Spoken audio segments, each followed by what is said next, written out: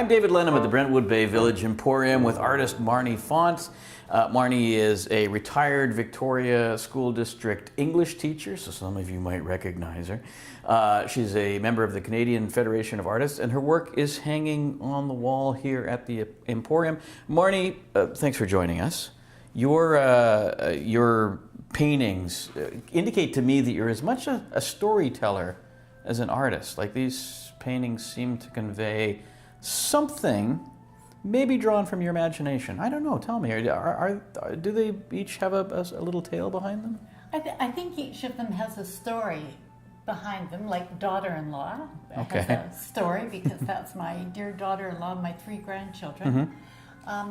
I'd say almost everything has a story. Mm-hmm. But you're not, are you going into painting these paintings with that story in mind, consciously thinking, daughter-in-law, got to draw her this way? No, not at all.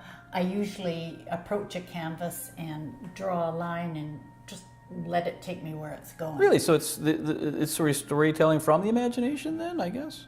I'd say probably from the imagination and a lot from the unconscious. And I don't really realize that until I'm finished and think, oh, that's just how I felt. Or the story isn't apparent before I begin. Well, that's interesting.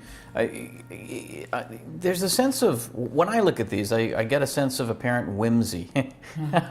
Now, is there more you're trying to convey than that? And maybe because they're drawn in a style that would immediately appeal to kids. Like, that just is. Yeah. But you don't like the word whimsy, do you? I think we talked off camera and you were like, nah, whimsy, well, no. I don't mind the word whimsy for whimsical paintings. Yeah. Like when you look at that leap of faith in the first skate, I think, yes, they're whimsical.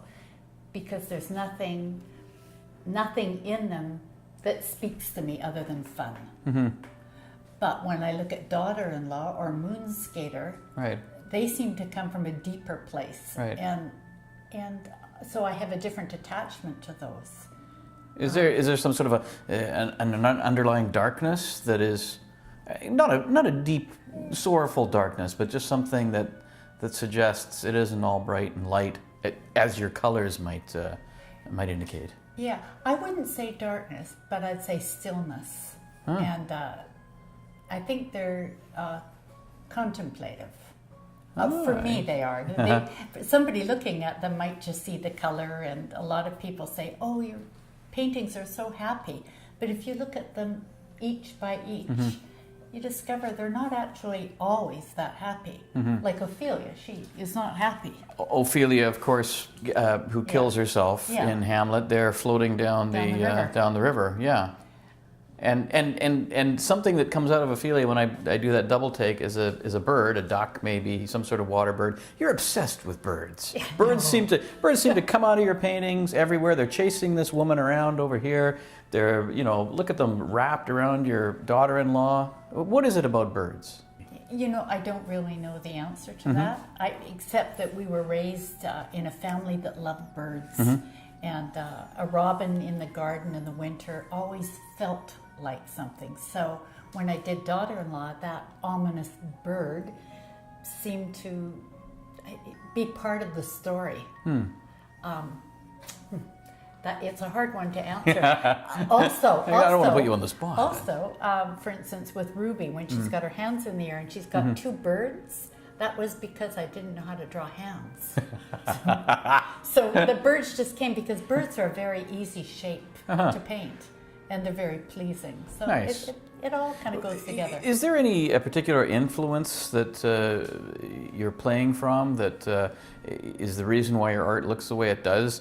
I know you spent a lot of time in Yellowknife when you were younger and were exposed to Inuit art, which is traditionally very, other than the sculpture, 2-dimensional, and yours is seemingly purposely that way. Is there a connection at all, or am I just being a little academic in that? No, that's right. When I was in Yellowknife, I worked for Northern Heritage, and so we got all the lovely Eastern Arctic work and the Cape Dorset work that all tells a story, and I became fascinated with them. And when I was young, we went to a lot of theater with our aunt when we were very small, and that, of course, is all about storytelling theater and color and costumes. Mm-hmm. So all that drama and the storytelling, I grew up with them. I grew up in a family of storytellers.